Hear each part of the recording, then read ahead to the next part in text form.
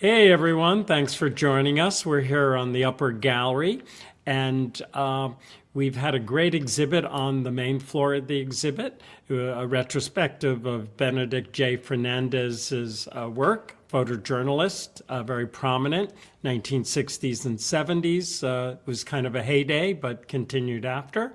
And we're here today with his son, who is also Benedict J. Fernandez, the fourth. And here we go. Welcome, welcome, welcome. Thank you, Bob. Thank you for the introduction. Sure. As you know, we could never have done this exhibit without you and without your mom, Siri. Yeah. And so, as they say, all good things come to an end. Exhibit is up for a couple more days, actually. Sure. It'll end this weekend, but we wanted to do this while we were still in the Ben mode, shall we say. No, thank you very much for acknowledging my father's work and, putting it on exhibit here in Hoboken, where so much of it really got its start. Right, right. So, tell me a little bit about growing up in Hoboken yourself. Well, my growing up was really North Jersey. Okay. Yes, my first couple of years were right on Hudson Street. My father and my mom and dad were in a little apartment right across the street from here at Bethlehem, what used to be Bethlehem Steel. And then from there, we moved to Weehawken, and from Weehawken to North Bergen, and then, but I've always been involved with Hoboken. My grandparents were here, and since both my parents worked, my mother was a designer, and my dad, first as a crane operator and then later as a photographer. My grandparents, who were here, they were childcare. So I was always in Hoboken right up through middle school. I went to a place called Stevens Academy. Sure. Which has since closed. Right. Yeah, it closed a long time ago. That's right. And we have this great picture in the background, which you really connected us to. And who are those people? Well, standing front and center is my grandfather. He was the time clerk for Bethlehem Steel for the shipyard, and in terms of organizing the labor that worked on all of the ship projects in the yard. To his, what would that be, his right, is my dad, and the youngster to the left is me. That was a long time ago. So you really weren't here like on lunch break. You actually worked in the shipyard also. Yes, yeah. I was between high school and college. I took a gap year, and for that year, both the older Ben Fernandezes said, you're not going to just sit around, you're going to go to work. And my grandfather actually put me on the night shift here at Bethlehem Steel in the rigging loft. Gotcha. And shipyard worked all throughout the day, right? It was 8-hour shifts, 3 shifts. Well, actually, when it was busy. I worked two jobs because I was actually a lab assistant at Parsons School of Design, where my father was chairman of photography. And in the evenings afterwards, I would come here to Bethlehem and work the, I guess it was the graveyard shift. It was like 7 in the evening. What was it? It was like 4 in the afternoon till 1 in the morning or something. It was right. It was a long time ago. Yeah. So you're actually maybe in the rigging loft with all that steel rope? Oh, yeah. Right? That's exactly where I was. Right. And that was a building that was to the south of us, I think, like a 6-story, 7-story building. And it's since been torn down. Oh, yeah. Yeah, the rigging loft. Because we've met different workers over the years who would say that's where they worked also. Yeah, honestly, as I don't know, as a teenager, I was probably 17, 18 at the time. Right. My I don't have deep recollections of what I was doing here. And my grandfather kind of like wanted to always keep me safe.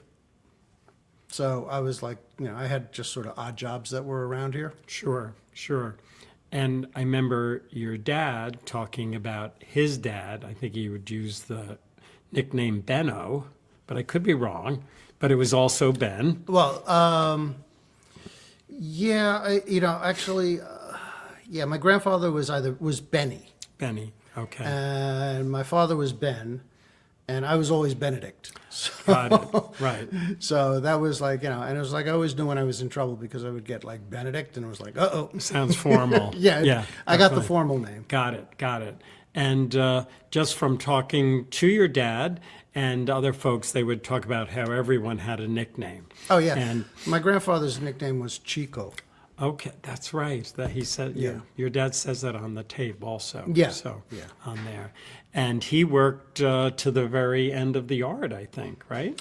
Yeah, we used to joke. The family joke was that they had to close the yard down in order to get him to retire. Got it. Got it. Got it. And then he would have lived just a few blocks from here on Garden Street. Yeah, well, first they were on Bloomfield and 13th. There's an apartment house there. And then in 1969, 1970, there was a program in Hoboken called Model Cities. Sure. And they were paid to leave the apartment, and they bought a brownstone here in town and stayed over on, also, like a block away on Garden. Right. So that was a wise decision. Yeah. Yeah, yes, indeed. I guess we'll start to look at some of the exhibit, the way Sure. it's been laid out. Sure. And as I mentioned, we really would love people to come visit while it's still installed. It will become a digital exhibit. Oh, excellent. Rand's put that together, but we like people to see it in person. And this is the opening when you physically walk in the door. And we have some objects connected with your dad, his photo vest, his darkroom timer, maybe his first Argus C3 camera, which Yep. goes back pretty early, and his signature hat, which happens to have the museum logo on it. So a little serendipitous, but we're glad to get it in there. Absolutely. And we did give sort of a subtitle from the shipyards to the campaign for civil rights. For us, we generally just focus on Hoboken. We're very centric that way. Of course. But your dad had such a great career, and it extended past Hoboken. We included his civil rights work and his protest photos work, which we'll see more of. And when you see this picture, earlier you said you were. Well, that was at the Joseph Papp Public Theater on Lafayette Street in Manhattan, and that was one of my father's first major exhibits. At the time, he had formed a relationship with Joe Papp, and he had set up something called the Photo Film Workshop, which was which was space that was donated by Joe Papp to my dad, and it was a school to teach city kids photography. It was a free school, and he also was doing this exhibit of his protest work, his early protest work. And your dad, I remember him talking about having learning disabilities, kind of like a dyslexia. Oh, yeah. And found that a lot of the young kids he met, I'll say in the Bronx, underprivileged, also had similar issues. Yeah. And really had a great way to connect with them through the visual arts. Yeah. No, definitely. My father was extremely dyslexic. I mean, for all of his accomplishments, which were many and great, I mean, the one thing that he always felt a degree of chagrin about was the fact that he couldn't read. He was never able to learn to read. But that's why, he expressed himself through visual imagery, which was his medium for. Sure, makes sense. For communication. Makes sense. Right. So we'll go on to the next. So this is kind of the intro of the exhibit. Since your dad and yourself and your grandfather all worked here, and the museum is located in the machine shop of the shipyard, Yep. a lot of proximity here. Yeah. We decided to include artifacts and kind of a discussion of your dad's early years on there. And on that monitor on the right, there's actually a pretty strong interview, which includes shipyard workers and your dad. Oh, really? And I don't think you've actually seen it. No, I so haven't. we got to get you on that. Sure. And he talks about a lot of the same things.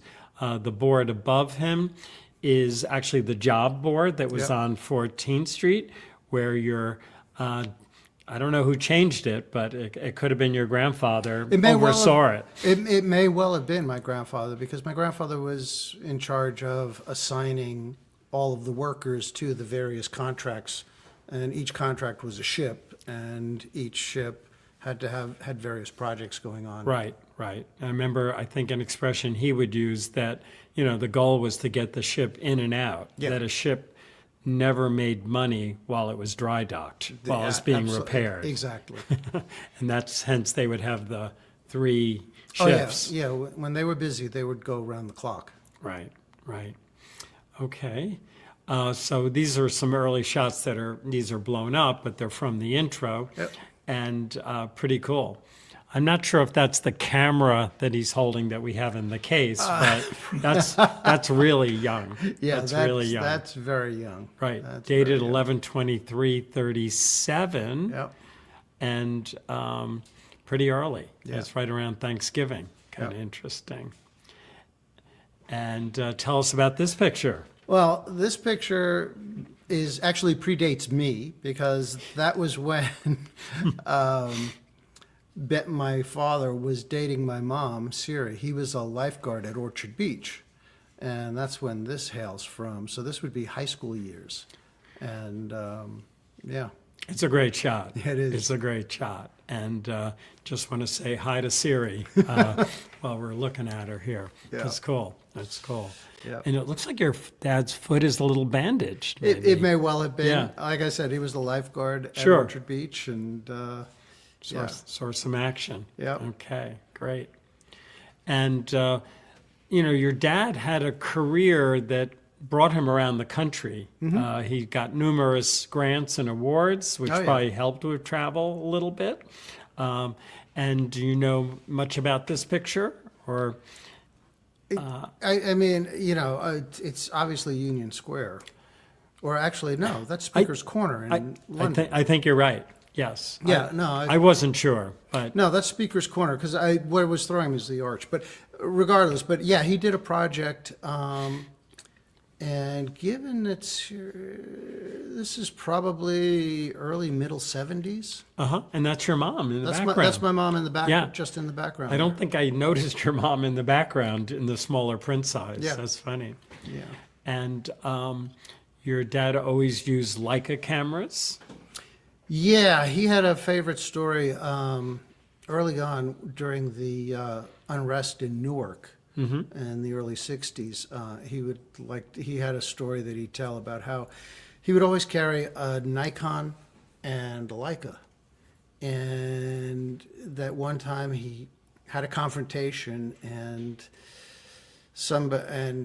in defending himself, he swung his Nikon, and it kind of blew up in pieces.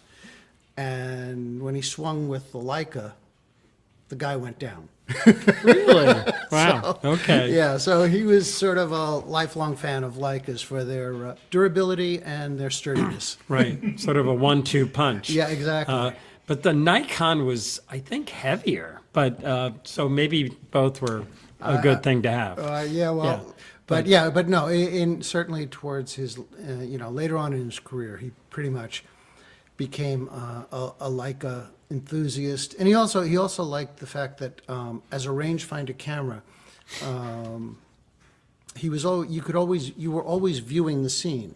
When you're using a Nikon, which is a single lens reflex camera, when that mirror lifts up, you're not actually seeing the image that you're creating. Right. And so for that reason, he liked using a viewfinder camera like the Leica. Right. Yeah, I think most photographers then would just pick the camera and stick with it rather than jump around. Yeah. But Leicas were always a certain breed, I would say. Yeah, I mean, he also, we had great he was great friends with the folks here in Leica was here in Jersey actually in the 70s. And Yeah, yeah. yeah, so Didn't he get became- involved with, at a certain point, there are these Leica Awards of Excellence and Yeah, scholarship exactly. programs Yeah, for kids, and I think he exactly. sort of set some of those up, He did. right? He did. Yeah, very cool, very cool. Okay, and looks like he's in Russia, right? Yeah. Yeah, I can't speak much to this. This was, I mean, he spent a lot of his time, when he was chairman of photography at Parsons, he would spend a lot of his time in Europe, having, doing symposiums, doing talks and stuff and lectures in Europe. And so, I was taking a different path. I was off on my career in advertising, and so I don't have a lot of insights on No, it's why fine. he was And traveling. but he's very this picture kind of represents his personality, I think. Oh, absolutely, absolutely. Very gregarious and look you right in Very- the eyes and sort of Very, very much so. I mean, he could talk his way into virtually any kind of situation. sure.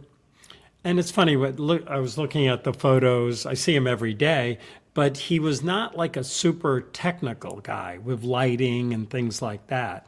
I think his strength was really connecting with the person and working the situation. Yeah, very, very much so. I mean, he always, he called it reportage. It was the immediacy of the moment that he strove to capture. He wasn't sort of a very technical, art-directed type of photographer. Right, right. Okay. And this, again, we're sort of inching along the exhibit here. Yeah, exactly. And but we should talk about that locker. So, yeah, just Yeah. that's yours. Well, that locker was my grandfather's locker that he had at the yard, and I mean, we retrieved that from their house here in Hoboken. Yeah. And You brought it over on a hand cart. on a handcart, yeah. But yeah, no, but that was his locker here at Bethlehem, and that's where kept his lunch and all of his whatever he needed. It's funny, when he was working, oftentimes he could also kind of leave the yard and go home for lunch because Sure, he was 2 only blocks. a couple of blocks away. So Right, right. But I've really enjoyed having the locker here. And whenever we have kids' events here or story time, we close the locker. We close the locker. I'm sure. I'm And sure. people are sometimes a little confused by it, but the caption states its significance and so on. Well, yeah, I mean, again, it's another it's another touchstone back to when Hoboken's more industrial. Sure. Roots. And you probably had, a couple hundred of these lockers for Oh, yeah. individual workers, like a room full of them. And Yeah, just there was a lined locker up. room with showers and all of that Right. because the guys coming out of the yard, I mean, Sure. especially when you were sandblasting and cleaning the bottoms of boats and stuff like that. Right. You really needed that. Sure. I was lucky enough to be able, once the yard closed, security here was not that great. So the windows are open, you could just roam around. Yeah. And I remember those big group sinks for washing your hands, right. like a ceramic kind of circle, Yep. and rows of lockers. Yeah. And it sort of looked like everyone just went home for lunch. It really was kind of undisturbed in a lot of ways. Yeah. It was kind of intense. Kind of on a there. time capsule. Definitely. And the helmets, I know the top one would have been your grandfather's. I That was believe. his, yeah. Yeah, so that was kind of cool. Yeah. And okay. And then, talk about what happens, as you have been told or remember, what happens when he leaves the shipyard employment and why he leaves. Well, it happened in a couple of steps because he started here at Bethlehem Steel as a crane operator, and then from here he moved on to the Brooklyn Navy Yard, also as a crane operator, operating their heavy, what they called hammerhead cranes, which were large lifting cranes, and Vietnam was on at the time, and so he was doing that. And then what happened was the Department of Defense was closing down the Brooklyn Navy Yard, and they offered, as a civil servant, they offered him retraining for a new career. He had a choice. He could either move his family to San Diego to work in the Navy Yard there and continue work as a crane operator, or they would retrain him as a hairdresser. So, aren't there some pictures of him sort of playing on that hairdresser thing? I seem to remember something, but anyway. Maybe. I mean, as the story goes, he kind of told them what they could do with their hairdressing job. Yes. And that was when he kind of he shifted from photography as a hobby to photography to try to make a full-time go of it as a full-time photographer. I mean, in the meantime, when he ended with that, for a while, he was a wedding photographer at the Plaza. Right. Good for connections. Oh, yeah. Well, yeah. Unfortunately, he doesn't own any of that work because he was, as the house photographer in the Plaza, he was there for when the Beatles first came to New York. Oh, cool. Yeah. Things, that's probably the biggest historic event I can remember, but like I said, it was work for hire at that point, so he doesn't have any of those. We don't have any of those images. And then from there, he was also at the time, he was also teaching at Parsons. And eventually, it was pursuing Parsons that he became chairman of photography there. And he also, obviously I was very young at the time, but he also got involved with Alexei Brodovich. Yes. And something called Design Workshop, which was Alexei Brodovich's sort of mentorship program for up-and-coming photographers at the time. And he was at Parsons and New School also? This probably predates his chairmanship at Parsons. Right, but Brodovich himself? No, Brodovich was retired. Or separate, okay. Yeah, Brodovich was retired. As a matter of fact, the design workshop happened in Brodovich's apartment, Okay. which overlooked Union Square. And I used to go with my dad when he would attend these sessions, and Brodovich would be sitting there, and I'd have to prop him up. So, and I couldn't have been more than like 4 or 5 years old. Right. Just because he's elderly, or? Well, he was both. He was elderly, and he had a penchant for vodka. So. Okay. But the day that what led my father to the protest work was that at Design Workshop there was in Union Square at the time, there were on display these missiles, and people were protesting the missiles. And Brodovich said to my father, "That's your next That's your next project." Pretty cool. Like, look out the window. Yeah, exactly. And that's what it was. That led him into documenting the protest scene. Right. Which would have been pretty hot at that time. Yeah, that was probably 62, 63, if I had to guess. Union Square was known for a place to gather and protest, and right. So we do have a wall that's entitled "The Protest Photos," and he.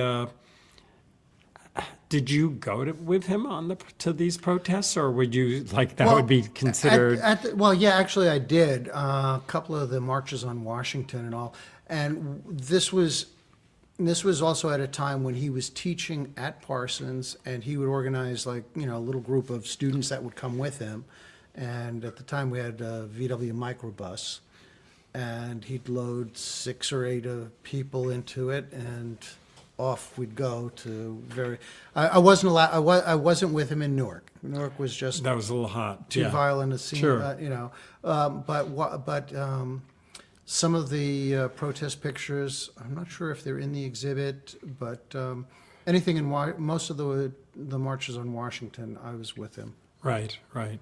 And then, yeah, I'm not sure where this is. That's Wall Street. It's Wall Street. Yeah. Okay, it has a Wall Street feel. Yeah.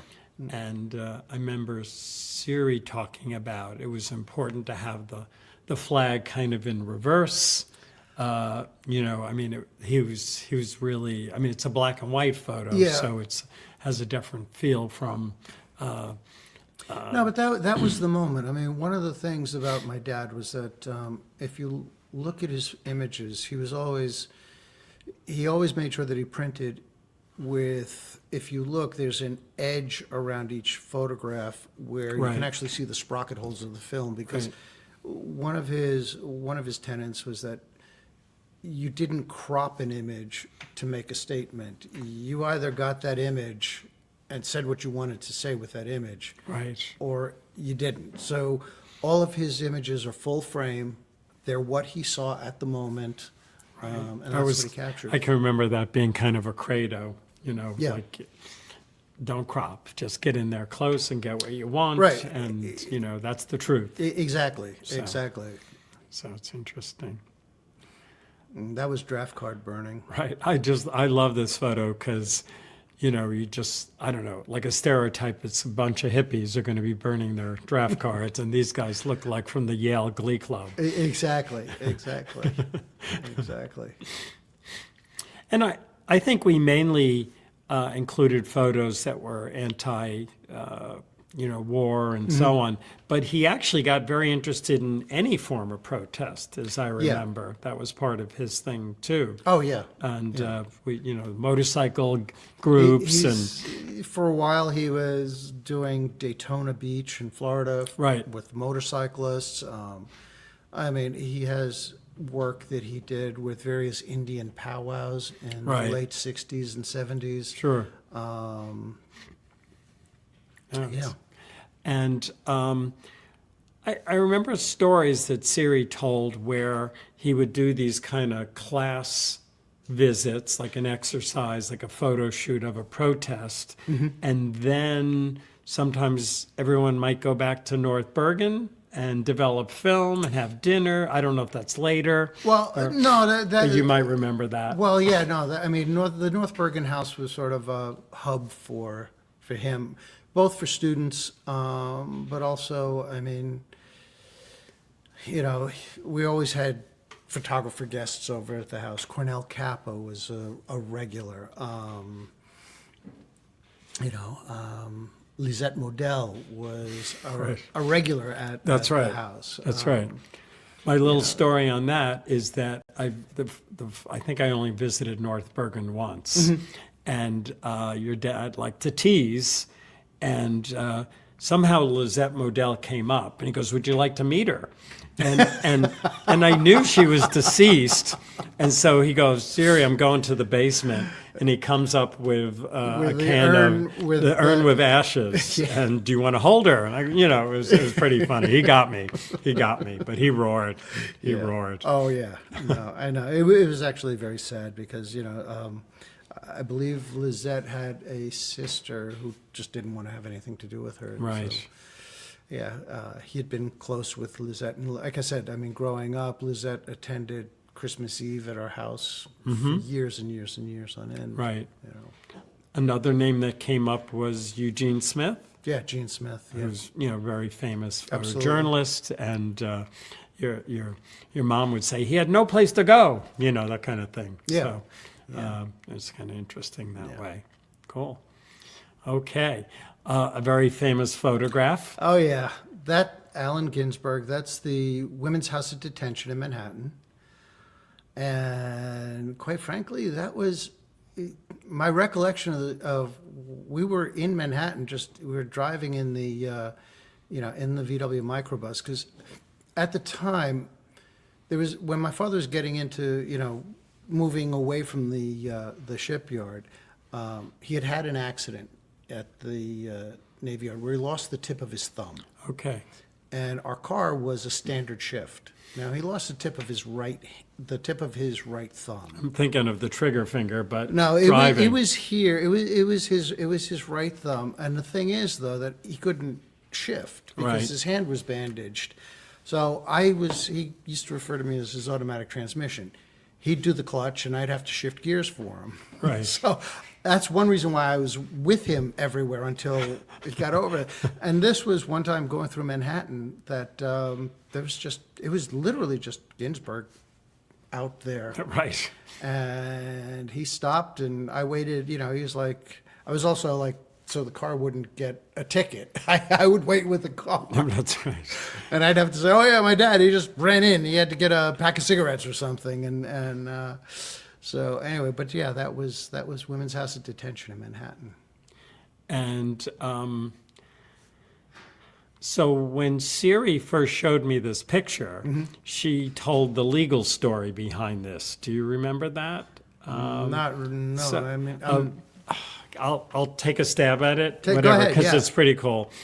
Basically, very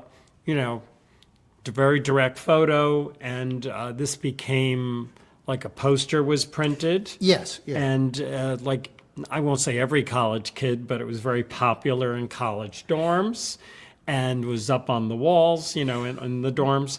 And then Siri kind of said, she probably was exaggerating a little, but she said that poster paid for our house in North Bergen. Yeah, And- yeah. My father got if I remember the story correctly, he said he got a nickel for every poster sold. That's okay. Okay, so yeah, that was. And then the court case, Ginsburg, in the end, objected to the photo. What I don't know if it was monetary or whatever. Yeah. But when it went to court, the judge said, "Sorry, that picture's taken on the streets of New York, the sidewalk, which is a public space. Right. So you have no case." So the Right. case was thrown out. Right. And I don't know. Every time I see that picture, I think of all that push and pull. Yeah, And yeah. the irony is that not only is pot is fun, but it's also legal now. Yeah. And your dad probably never thought that would happen. Yeah, exactly. Or exactly. many of us. Cool. And then another important series he did was with photographing following Martin Luther King Yeah, yeah. until his assassination. Exactly. Yeah. And Again, my father, finding a way to find commonality with people. King became another person that he established a very close rapport with. He was invited to Sunday lunch after service, and King was eating hot peppers, just pickled hot peppers, and offered my father some, and the two of them happily were munching these hot peppers because my father loved hot, spicy food, and apparently that was like the beginning of their relationship. And yeah, they had a very close relationship right up until the bitter end. I mean, right to the point where just a few years back, the King family asked my father for some reprints of their family album because the family album had gone missing. The photo album had gone missing, and my father had taken pictures of King and Coretta paging through that family photo album. So And the only whatever you could glimpse of that photo album were in those pictures, and who knew that they would Yeah. become important that way? they became exactly. Sure. Exactly. Wow. Sure. Wow. And that one. Yeah, so he was very he got to be very much close with the family. That's why he's, I don't know if you have them in the exhibit, any of the images at King's funeral. I think we have it's Just the the procession. Just the procession, in yeah. the modest. well, yeah. My father has a whole wagon. series of photographs of king in the coffin Right. when his daughters first saw him laid out. Sure. And he never released those out of deference to the family. Right. Yeah, we have also in the exhibit, which will be sort of tagged with the digital version, we have an interview where your dad is talking, I think, at Boston at some Okay. conference. Yeah. And there are two photographers, and he talks very movingly about that. And that he was actually asked to photograph the open coffin, Yeah. and one of the few photographers that was allowed into the, I'll say, service, because they didn't want to make Right. it, you know, Right, exactly. into a circus, and that he refused to allow publication Yeah. because the family didn't authorize They it. did, yeah. And eventually, I think they did allow it, and it became part of his series. Yeah, later on. Right, Yeah. much later on. So on there. So pretty cool. Mhm. And I guess we're going to go on to the Shipyard series. Sure.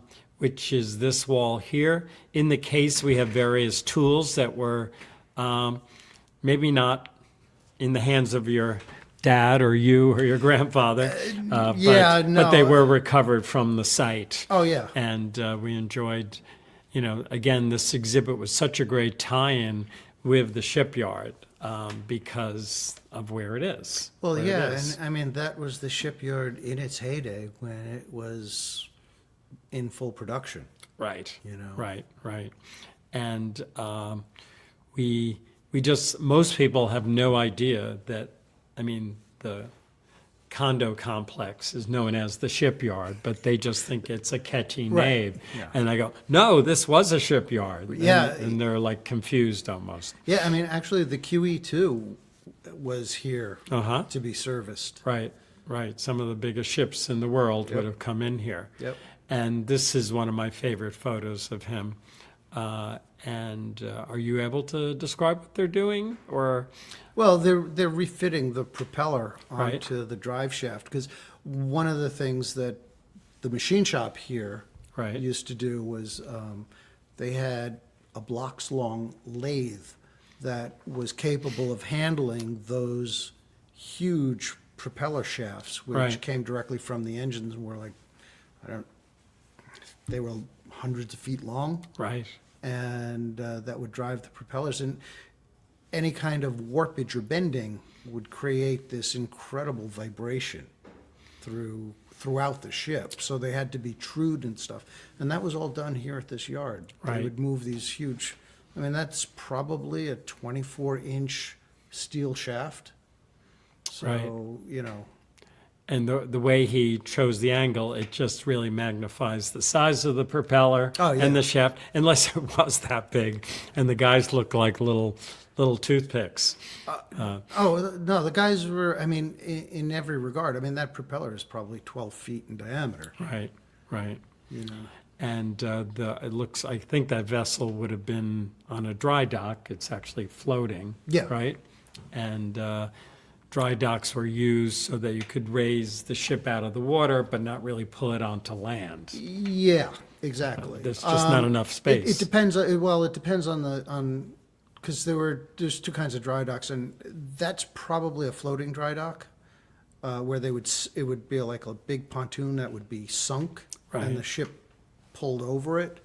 But I believe there's also the yard had dry docks that were basically a pen, where the ship would pull in, they would close these doors, Right. and then pump the water out, and the Right. ship would Right. come to rest. Yeah. I can hear the chains rattling. Yeah, It's pretty cool. it is. We've actually had people come in who are probably in their late 70s and worked in the yard. Sure. And they're just going nuts trying to remember their coworker. Like, I remember this guy, and, whatever. It's kind of interesting. Well, yeah, because again, you'd have multiple ships in the yard, so Right. it wasn't a dedicated crew that always stayed together. They'd go work, different guys would work on different ships at the Right, time. right. And, but of course, they never knew their last names. So, No, no. yeah. This fellow has come to be known as Moneybags.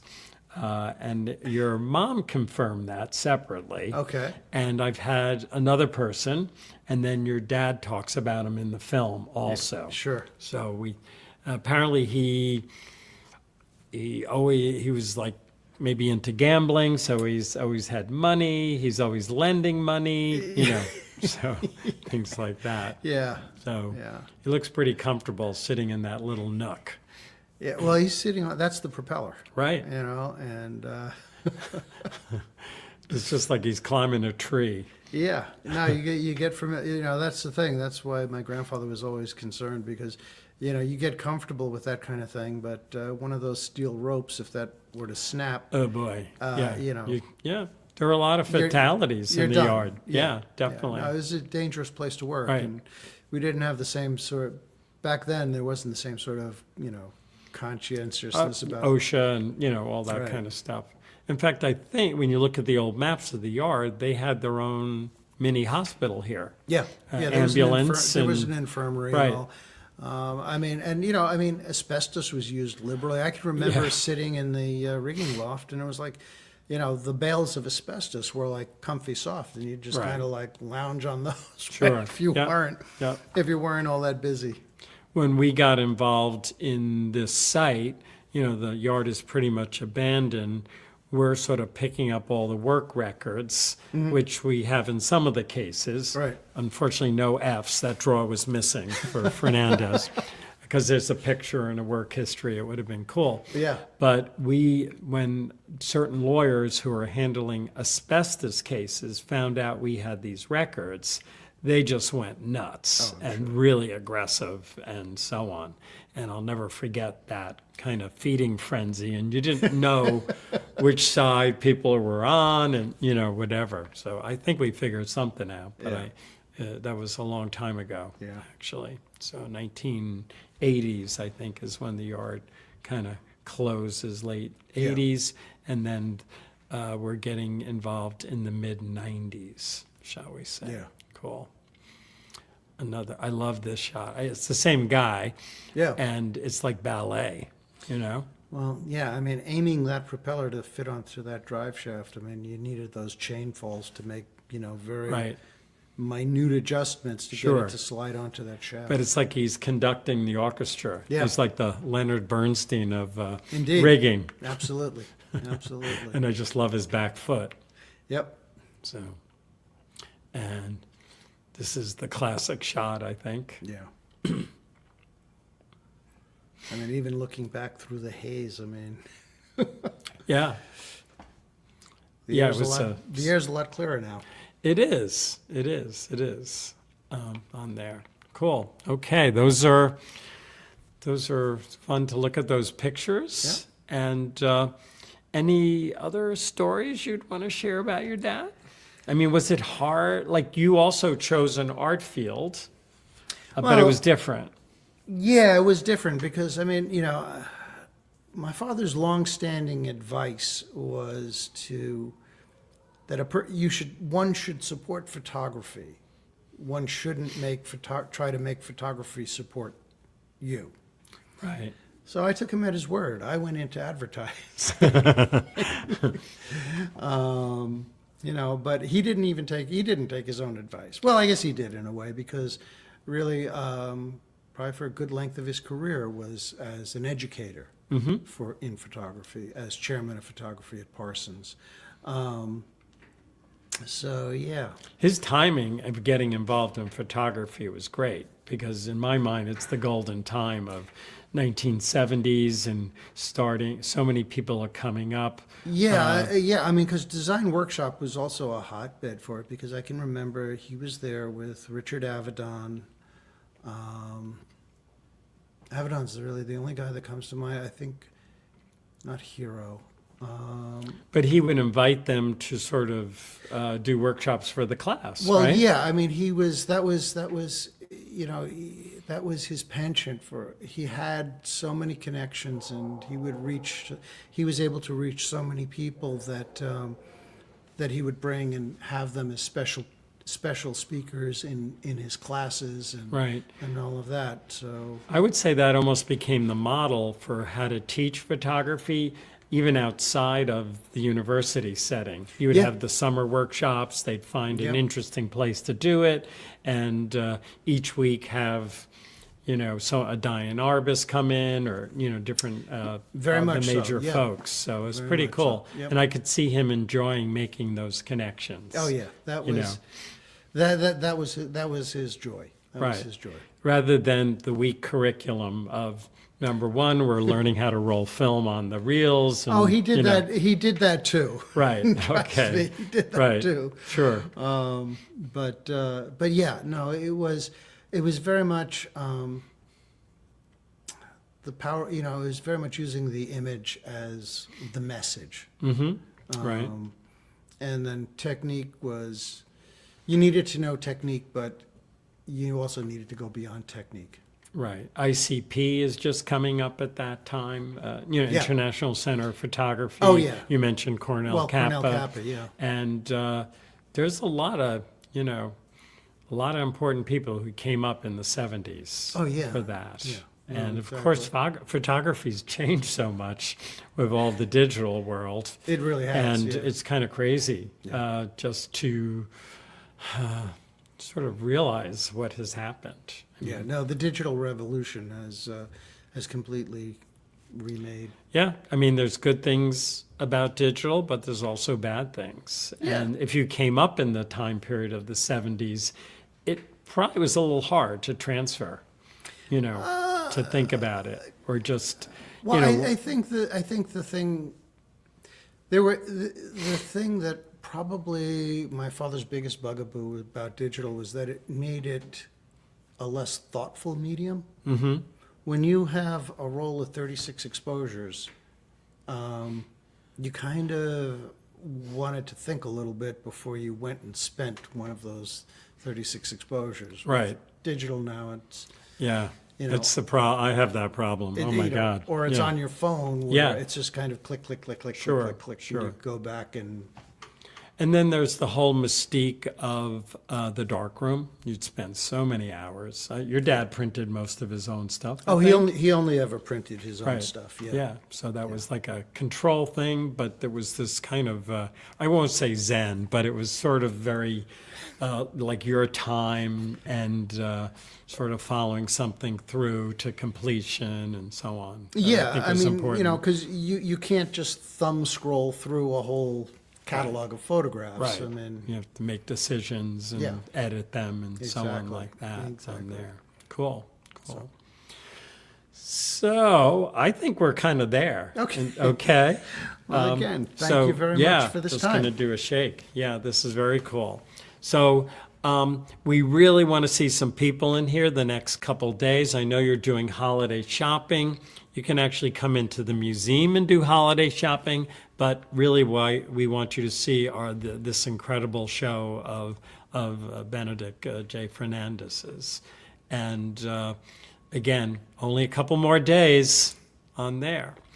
We do want to thank a few of our sponsors. The New Jersey Historical Commission is one of our main funders. They help us keep the lights on, pay salaries, and they're our favorite state institution.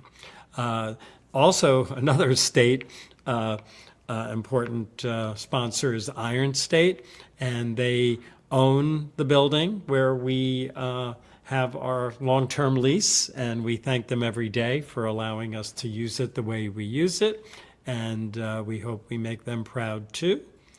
And we do have many sponsors who help us, and their names are listed here. We are in the middle of our end of the year, raising funds program, and we actually have a match where anyone who donates at this time up until the end of the year will be matched by trustee giving by two former trustees, actually, who like to remain anonymous, but they always come through at this time. So we did just send out our mailing and getting very good responses. And again, we thank the Shipyard Circle. And we will be, again, closing on Sunday, which I think is the 22nd. And we are taking a break, but it means we're working harder than ever. And our upper gallery exhibit will be the work of Tim Daly, who did a pretty interesting set of drawings in the 1980s that were in response to things going on here. And then our main floor exhibit is going to be curated by Holly Metz, and it's called the Hoboken Meadows. And people refer to the meadows, meaning the west side of Hoboken, but they don't really know what they're talking about until they see some of these photos and learn about how Hoboken's, shall we say, west side of town was pre-landfill and very marshy, with streams running through it and burns and all sorts of interesting stuff, which still contribute to many different things that happen in Hoboken to this day. That will open on Sunday, January 25th. And it's hard to, I don't know where 2024 went. I really mean that. Every year, it's a little crazier. And then Hoboken Talks will be broadcast one or two more, maybe one more episode in things before the exhibit closes. This is actually kind of Hoboken Talks and Hoboken Art Talks, because it's connected to your dad's exhibit. Mm-hmm. But we hope you sign up for our digital newsletter and learn more about what we do and things that are coming up. Hope you're a YouTube subscriber and you can make comments, and that helps us score some points. Not sure how, but apparently it does. And want to give a big thank you also to Siri Fernandez, Ben's mom. And she really helped put this exhibit together, was very generous with allowing us to exhibit the original prints. And I'll never forget the weekend we spent up in upstate New York, where she was just a marvelous person to get to know. So that's it. Signing off. Thank you very much again. One more time. Yeah, cool. All right.